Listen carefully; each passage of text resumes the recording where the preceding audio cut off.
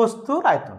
তাহলে ঘন বস্তু বলতে কি বুঝি আমরা, যে বস্তুটার দৈর্ঘ্য প্রস্থ এবং উচ্চতা থাকবে সেটা আমরা বলি ঘন বস্তু। আর ঘন বস্তু তল কয়টা হয়ে থাকে, আমরা জানি ঘন বস্তুর তল হয়ে থাকে 6টি। তাহলে ঘন বস্তুর আয়তন নির্ণয় সূত্র কি জানি, এ বি সি। তাহলে এ হচ্ছে দৈর্ঘ্য, বি প্রস্থ, আর সেটা হচ্ছে উচ্চতা। ঘনবস্তুর সমগ্র তলের ক্ষেত্রফল।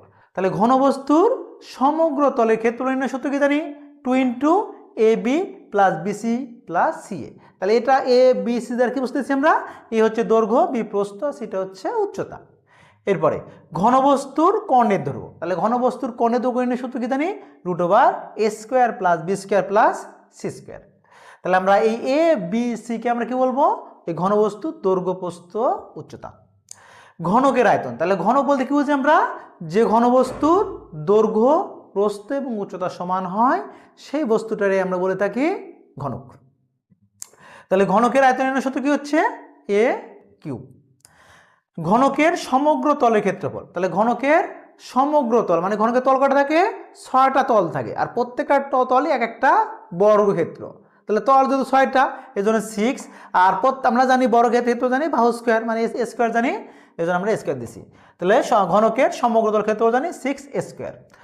ঘনকের কর্ণের দৈর্ঘ্য। তাহলে ঘনকের কর্ণের দৈর্ঘ্য নির্ণয় সূত্র কি জানি আমরা, √3a। সিলিন্ডারের ভূমির ক্ষেত্রফল। তাহলে সিলিন্ডারের ভূমির দিকে যে অংশটা থাকে সেটা বৃত্তের মতো থাকে, তাহলে বৃত্তের ক্ষেত্রফলই হবে সিলিন্ডারের ভূমির ক্ষেত্রফল। তাহলে সিলিন্ডারের ভূমির ক্ষেত্রফল πr²। সিলিন্ডারের বক্রতলের ক্ষেত্রফল। তাহলে সিলিন্ডারের বক্রতলের ক্ষেত্রফল কি হবে, 2πr/h। তাহলে এই আর দ্বারা আমরা ওই সিলিন্ডারের ব্যাসার্ধ বুঝবো, আর এই এইচ দ্বারা বুঝবো আমরা উচ্চতা। তাহলে সিলিন্ডারের বক্রতলের ক্ষেত্রফল নির্ণয় সূত্র 2πr/h। সিলিন্ডারের সমগ্র তলের ক্ষেত্রফল। তাহলে সিলিন্ডারের সমগ্র তলের ক্ষেত্রফল নির্ণয় সূত্র কি হবে, 2πr × r+h। সিলিন্ডারের আয়তন। তাহলে সিলিন্ডারের আয়তন নির্ণয় সূত্র কি জানি আমরা, সিলিন্ডারের আয়তন নির্ণয় সূত্র জানি πr²h। এই আরটারে বলি ব্যাসার্ধ, আর এইচটারে বলবো আমরা উচ্চতা। এরপর কি আছে, ত্রিভুজের মধ্যমা। তাহলে ত্রিভুজের মধ্যমা নির্ণয় সূত্র কি জানি, √3/2a।